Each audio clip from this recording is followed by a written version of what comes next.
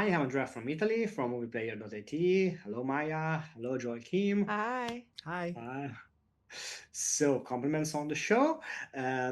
First of all, you have one of the funniest on-screen duo right now. Oh. So, of course, you are Thank you. talented professionals and so on. But what's the trick that you use for not going out of character when dealing with such funny and over-the-top situations?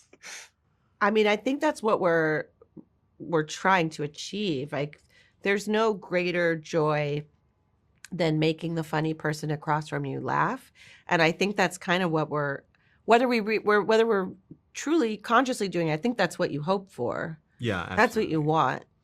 I don't think any of us are super inclined to breaking, other than Stephanie Styles, who we can get quite easily. But I do think that that is always the goal. You've gotten me many times. It's usually coming from a place of surprise. Like, I Yes. don't think any of us have ever really laughed at something that we've seen coming in the script. But when they allow us to improvise, I think that's when a lot of the breaking comes into play, is because I never know sometimes what she's gonna do or what face she's gonna make along with the line, so it's always a mixture of things. But I definitely think that, like, those are the moments where we end up making each other laugh the which is most. the dream. That's Yeah. the dream come true. Yeah. But imagine that when you have to deal with Maya, which is one of the greatest comedian No, so I far. say every day is like coming to work and getting a little master class. I But love it. I'm Italian, so you will always be my favorite Donatella Versace. So Thank you. Thank you so much. so Nicholas is going from being an assistant to someone with his own ambitions. Molly is still torn between chaos, generosity, and dealing with her identity. What are the biggest challenges for your characters in this season?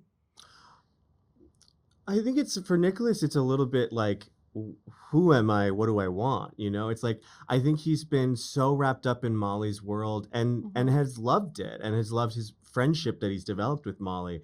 But I think he's been so focused on thinking about her and her needs that he's sort of neglected thinking about what he wants and what his needs are. And so for him this season, it's really about finding that balance of being able to maintain the friendship part of his relationship with Molly, but also taking some space back and considering, like, what he actually wants and what his goals are. I think Molly's really getting a chance to explore what it's like to be in a healthy relationship this Mm. season, and and so you see a really sort of, natural vulnerable side to her that I think is really lovely to see. And I think in sort of when she stops protesting this relationship and really allows herself to enjoy her life, and admits that, to the whole group, I think she lets everyone in. And I think it's sort of, we were kind of saying this the other day, but like, it's sort of the group's collective joy too, because Mm. I think everyone has been in such support of it and obviously wants to see her in a better place. So there's a nice, there's just a nice level of trying to take things as they come and trying to enjoy the good things that she Yeah. has. So, Maya, my last question is for you. In 2006, could you ever imagine that 20 years later, the world might feel a bit like Idiocracy? And what aspects of Loot do you see as a commentary on that kind of future? No, this happened way too fast. I think Mm.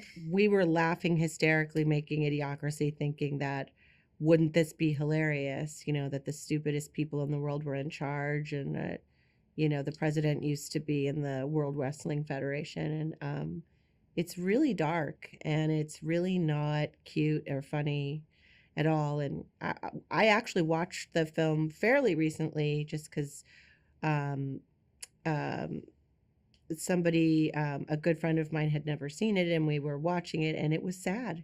It was actually really depressing, and I don't think Mike Judge anticipated how quickly this would become a reality.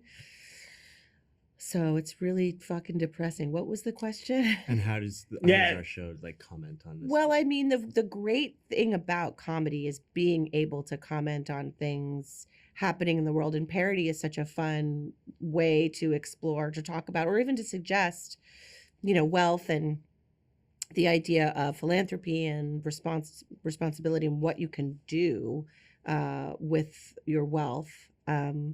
So I do feel like it is an endless just display of opportunities of things to comment on, and I think comedy is a great way to do it because you're able to talk about it in a fun way and Yeah. see the ridiculousness and point out the ridiculousness without taking yourself too seriously. Well, and especially in American culture, I think wealth has been seen in pop culture as like sort of the best thing that can happen to you, and the greatest accomplishment you could ever have is to become wealthy in our country. And I Good think our point. show really says, there's actually a lot of other things that come before that, and a lot of other things that make you a good person and that you should want and desire beyond just money. And it's not, and the responsibility, I think, of the people who do have that amount of money. So yeah, That's a good point. Thank you, guys, and compliments once again. thank you. Thank Thank you. you.